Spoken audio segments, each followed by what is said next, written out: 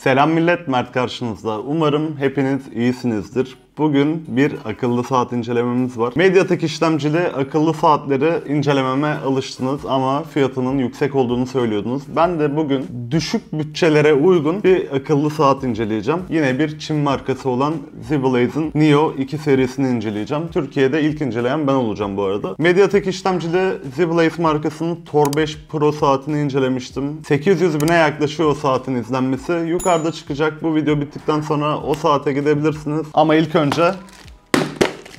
bunu açacağız.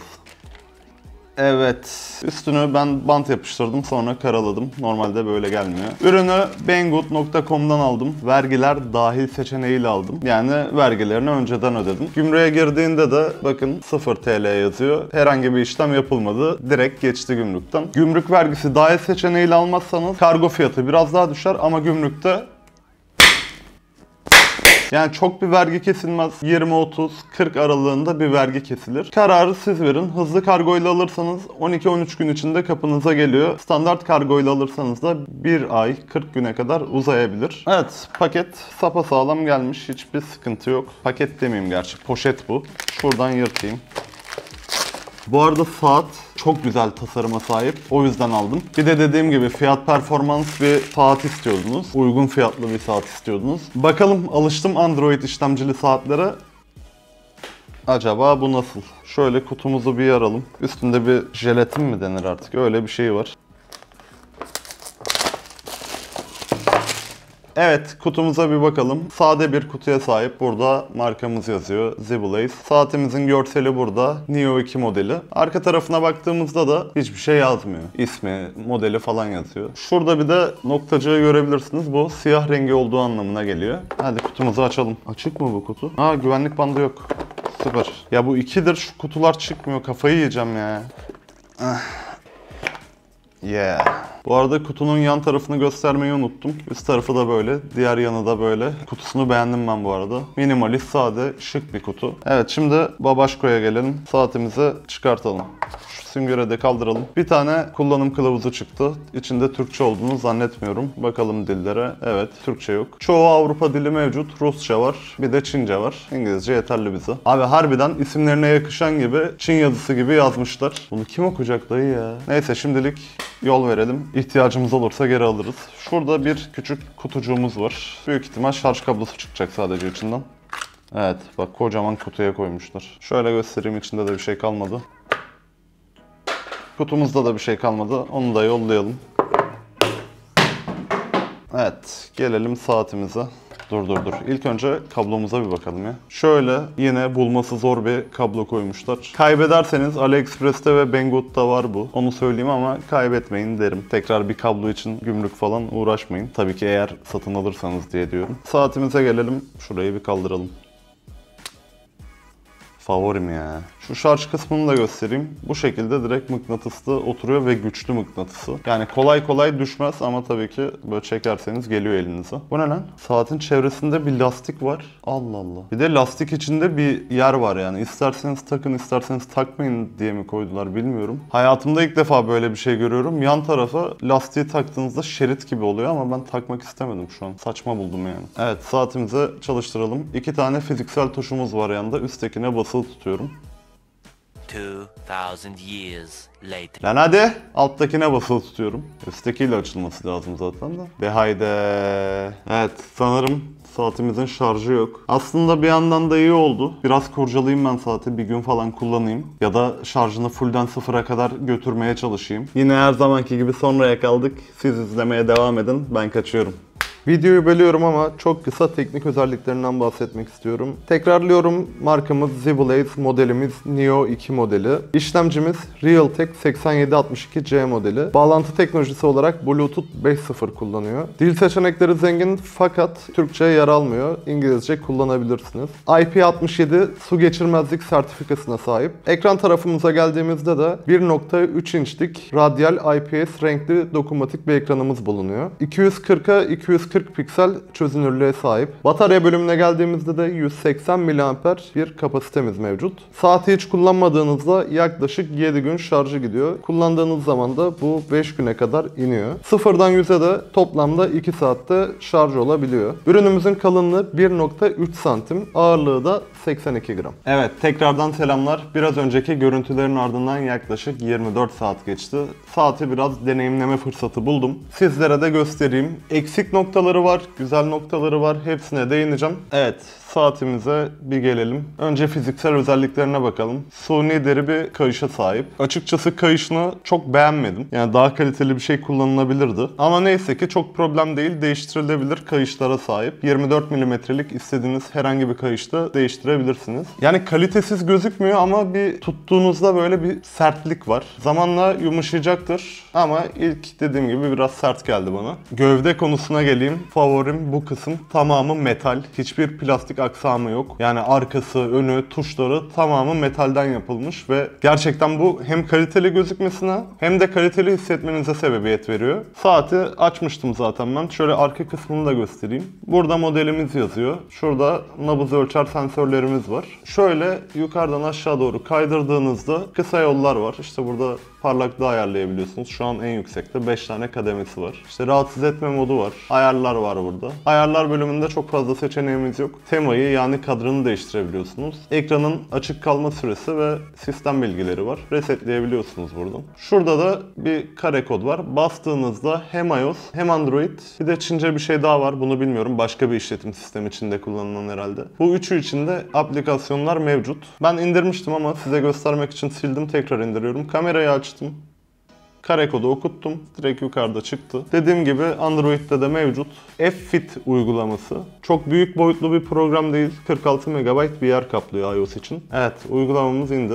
Açıyorum. Karşımıza Bluetooth'u kullanmak istiyor dedi. Tamam. Her şeye tamam diyorum. Şurada anlamadığım bir dilde bir şeyler yazıyor. Şu mavi kısma bastığınızda Türkçe'ye geçiyor. Hiç kayıt olmanıza gerek yok. Ziyaretçi girişi diyoruz. Ziyaretçi kısmına baktığınızda bu tarz bilgilerinizi doldurmanızı istiyor ve bunları kaydediyor. Her defasında girmenize gerek kalmıyor. İşte Mert yazın. Yani Mert yazmayın tabii, kendi adınızı yazın. Mert yazıyorum. İşte cinsiyetiniz, doğum günü, metrik birim, boyunuz, ağırlığınız, cilt tonunu soruyor. Onu neden sorduğunu hiç bilmiyorum. İlk defa gördüm. Ama hepsini doldurun. Evet, tüm bilgilerinizi doldurduktan sonra ideal, daha doğrusu ortalama atmak istediğiniz adım sayısı yani hedefinizi soruyor. Ben bunu 7000'e çekiyorum. Kaydet dedim. Ortalama uyku miktarınız, ben 7 saat falan uyuyorum günde. Her şeyi açın, izin verin. Daha stabil çalışsın. Evet, şu an ana panelimiz geldi ama ilk önce cihazımızı bağlamamız lazım. Cihaz bölümüne tıkladım. Cihazı ekle diyorum. Neo 2.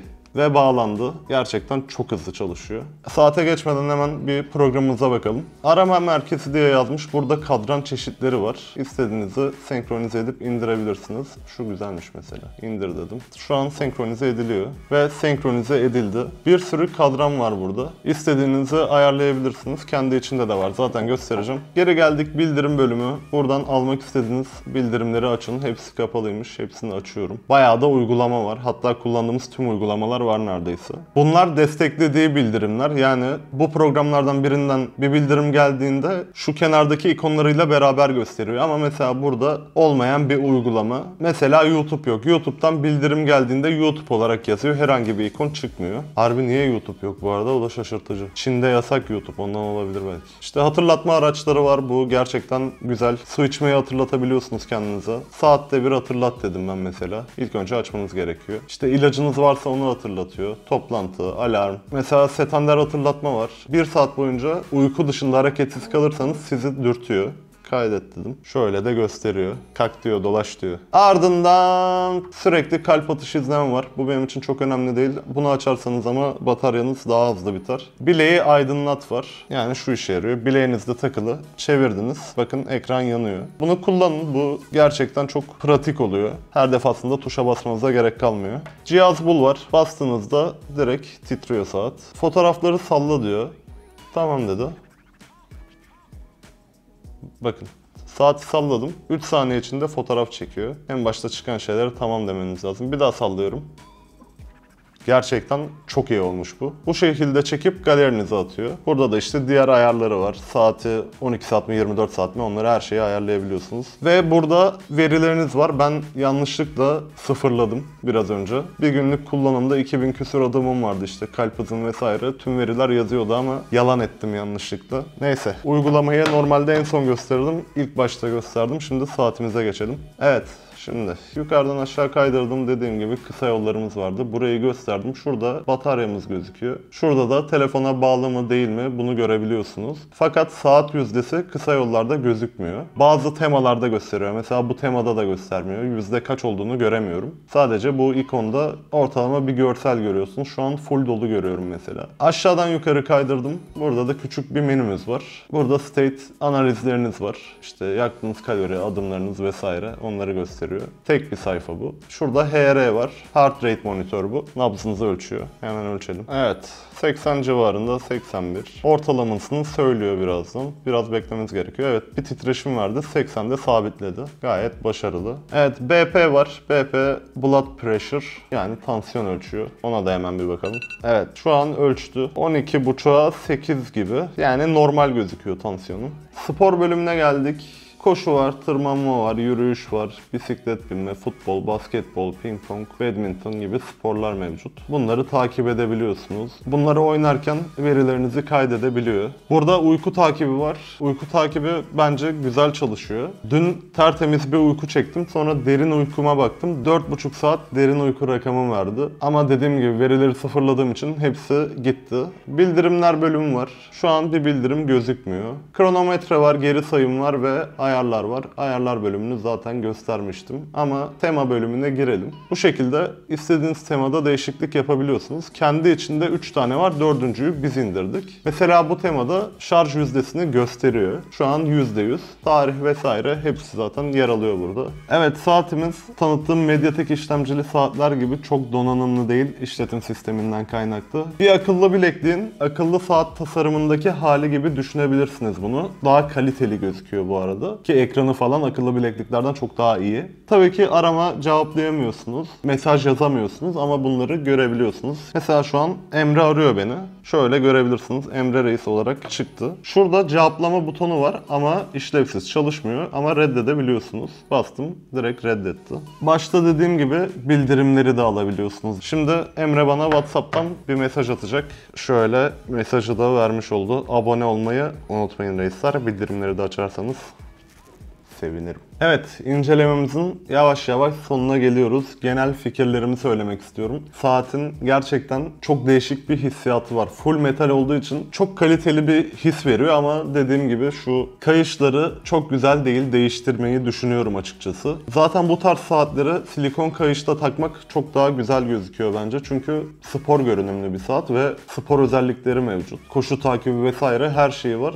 Deri olunca da ister istemez böyle terliyor bileğiniz ve emiyor. Çok hijyenik olmuyor. Bu tarz saatlerde böyle suni deri veya deri yapma hastalığı başladı. Neden bilmiyorum. Saatin telefonla stabil çalışmasına geleyim. Gerçekten çok güzel çalışıyor. Bağlantı kopma vesaire gibi bir problem olmuyor. Uzaklaştığınızda kopsa da direkt bağlanıyor. Yani şimdi bir kıyas yapacağım. Mi Band 5 mi? Bu mu diye. Çünkü özellikleri birbirine çok yakın. Fiyatları da yakın. Ben o yüzden bunu tercih ederim. Çünkü gerçekten kaliteli duruyor. Ve tabii ki büyük ekran avantajı da var. Z-Blaze yine yapmış, öyle söyleyeyim. Ürünün linkini aşağıda açıklama kısmına bıraktım. Bunu söylemeyi çok sevmiyorum ama abone olup bildirimleri açarsanız bana destek olmuş olursunuz. Yavaş yavaş kaçıyorum ben. Kendinize çok iyi bakın. Hoşça kalın.